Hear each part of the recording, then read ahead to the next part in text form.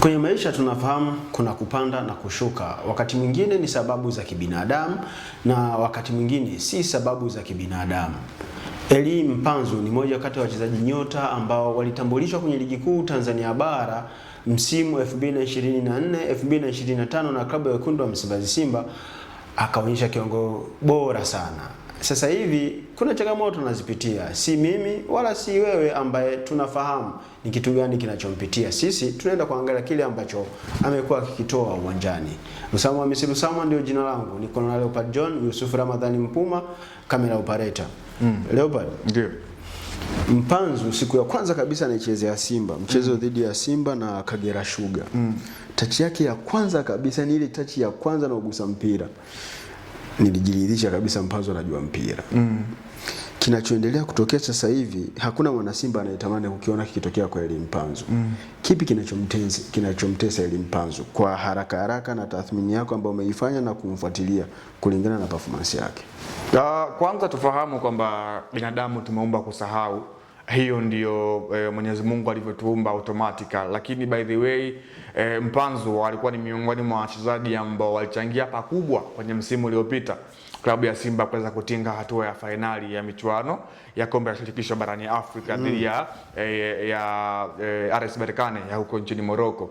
Lakini kwa msimu huu ni wazi Elia Mpanzu amekuwa bado mchango wake kwenye klabu umekuwa haujaonekana sana, kwa sababu amekuwa hana kitu positive kwenye timu, kwa sababu unaangalia in general timu ilikuwa iko down na Elia Mpanzu binafsi ndo alibakia kuwa X factor kwenye kikosi cha Simba. So alikuwa anabebesha mizigo mizito ambayo yeye binafsi yake ilikuwa bado haiwezi kuibeba hiyo mizigo, kwa sababu timu lazima iwe na combination kuanzia nje ya uwanja kwa maana ya viongozi, lakini pia ndani ya uwanja kwa maana benchi la ufundi pamoja na wachezaji wenyewe. Elia Mpanzu alipewa majukumu ya kubeba Simba mabegani, ambalo ilikuwa sio jukumu lake. Sawa, X factor player ni mchezaji ambaye alikuwa ndo mchezaji nyota wa Simba. Kwa nini unasema halikuwa jukumu lake na kipindi ndio mchezaji nyota wa Simba aliyekuwa? Alafu kuibeba Simba mabegani. Simba ikicheza haimhitaji Mpanzu peke yake. Ndio maana kuna team combination. Yeah, of course, kwa X factor kwamba haiamui wewe utashambulia, utakuja utakaa goalkeeper wewe, utazuia, utapiga counter attack. Hapana, lazima kuwe na combination. Yani X factor players tunasema ni mchezaji ambaye yeye kuna muda utafika utasema yes, hapa mtu ameuvaa huu X factor. Just imagine Elia Mpanzu mechi dhidi ya Al Masry msimu uliopita robo finali, Simba akashafunga goli 2, Masry anakuja Benjamin Mkapa 2-2, wanalevel aggregate wanakuwa 2-2, wanakwenda kwenye mikwaju ya penalty. Elia Mpanzu alikuwa bora, aliuvaa ule X factor. So kwa msimu huu ni kama vile majukumu yalikuwa yamemuelemea yeye, lakini binafsi yake asingeweza, kwa sababu tunakumbuka mara baada ya kuondoka kwa Jean Charles Ahoua kuna combinations ambayo ilikuwa ina miss kwenye kikosi, kwa maana hawa ndio ambao walikuwa wanaunda ile attacking defense ya klabu ya Simba, ile safu ya kushambulia, kwa maana alikuwa anaanza Steve Dese Mukwala ama Lionel Ateba, Elia Mpanzu, Kibisawala, Jean Charles Ahoua pamoja na Kip Dennis Prosper au bwana mdogo ambaye alikuwa ni Edwin Barua kutokea kwenye ule upande. Lakini kwa msimu huu hao wote naangalia kwa asilimia kubwa walikuwa nao pia wako down kwenye mchezo, so yeye mwenyewe asingeweza Elia Mpanzu.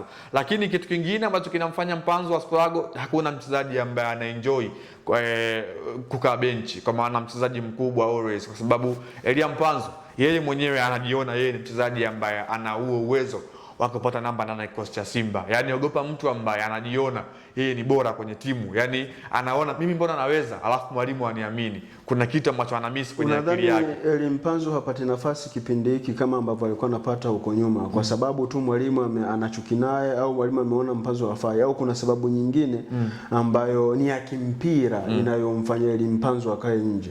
Ya ni impact, kwa sababu wakati mwalimu Steven Becker anajiunga na Simba, miongoni mwa sera zake kubwa ilikuwa ni Elia Mpanzu. Tuliona kwenye michuano ya Mapinduzi alikuwa ni mchezaji ambaye anafanya kazi kubwa, tunaona. Lakini kitu kikubwa ambacho kimemponza Mpanzu, mimi nafikiri Mpanzu sio flexible kwenye kiuchezaji. Yani ni mchezaji ambaye ulivyomuona jana ndivyo ambavyo utakuja kumuona leo. Ana extra something kwenye mguu wake. So kwenye mpira wa kisasa na walimu wa kisasa wanahitaji mchezaji ambaye ni neutral, kwa maana anabadilika kulingana na mazingira.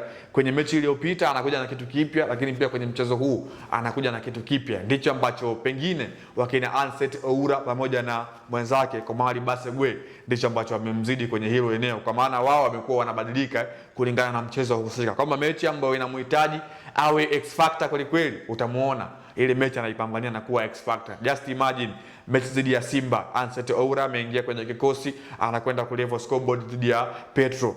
Kile ndio ambacho Elia Mpanzu amekimisi, yani bado hayupo flexible kwenye hayo maeneo, kwa maana hajui wakati gani acheze kitu fulani and then wakati gani acheze kitu fulani, ndio ambayo imekuwa inamgharimu hasa kwenye mechi dhidi ya Mtibwa Sugar. Unaona wakati ambako timu ilibidi isikae nyuma, timu ishangamke, Elia Mpanzu katokea kushoto, ilibidi aiburuze timu, lakini bado alishindwa kwenye hilo eneo. So mwalimu amekuja na mkakati mpya, ameletewa wachezaji ambao walikuwa wanawahitaji. Just imagine una mchezaji ambaye kwenye mechi mbili ana goli 2, ameibuka man of the match. Utakuja kumweka mchezaji ambaye akupi kitu kipya kwenye uwanja. Kwa hiyo ni kipindi kigumu ambacho anapitia Elia Mpanzu, na sidhani kama Simba wataendelea kuweza kumbakisha, kwa maana bado ana mkataba, lakini binafsi yake ameshawaambia Simba kwamba endapo wakikataa kumuuza hata msimu wa msimu hataongeza mkataba, kwa maana hayuko tayari kuendelea kubakia na kikosi cha Simba, kwa maana yeye mwenyewe hana furaha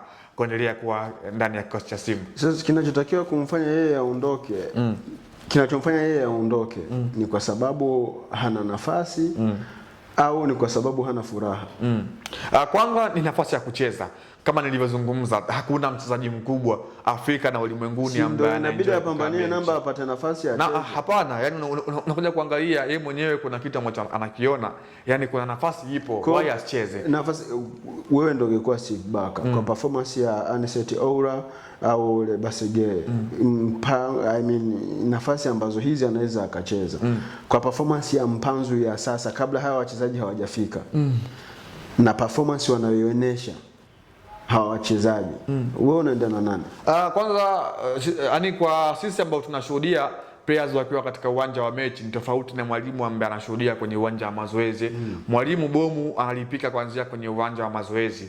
Hii ndipo ambako anaandaa silaha zake kuelekea kwenye mechi husika. Hatujui kipi ambacho ana provide Elia Mpanzu kwenye uwanja wa mazoezi ambacho kinamfanya mwalimu asiwe na chaguo lake la kwanza kwenye kila mchezo. Pengine Anseti Oura kile ambacho anakionyesha kwenye mechi ndicho ambacho anakishow pia kwenye uwanja wa mazoezi. Lakini binafsi mchezaji mkubwa, hata kama yani watu wao wanamuona kabisa Elia Mpanzu hayupo kwenye fomu, yeye mwenyewe hawezi kuamini hicho kitu. Atakuwa anajiuliza maswali mengi, pengine ni mwalimu tu anafigisu na mimi, pengine ni mwalimu ana furaha na mimi. Lakini by the way, sidhani kama Elia Mpanzu ataendelea kusalia ndani ya kikosi cha Simba kwa hali kama hii. Wazungu wanasema to run away from the problem is not the best way to solve the problem. So anachotakiwa ukifanya Elia Mpanzu ni kupambania namba. Kuondoka ndani ya Simba hakuwezi kujustify ubora wake, ila kupambania namba na kurudi kwenye kikosi cha kwanza ndio kitu pekee yake ambacho kinaweza kikamfanya akaonekana ni shujaa na mwanaume kweli kweli ambaye anaweza kupambania maisha yake. Lusama Hamisi Lusama ndio jina langu. Leopard John, nilikuwa naye Yusuf Ramadhani Mpuma. Huyu ni camera operator.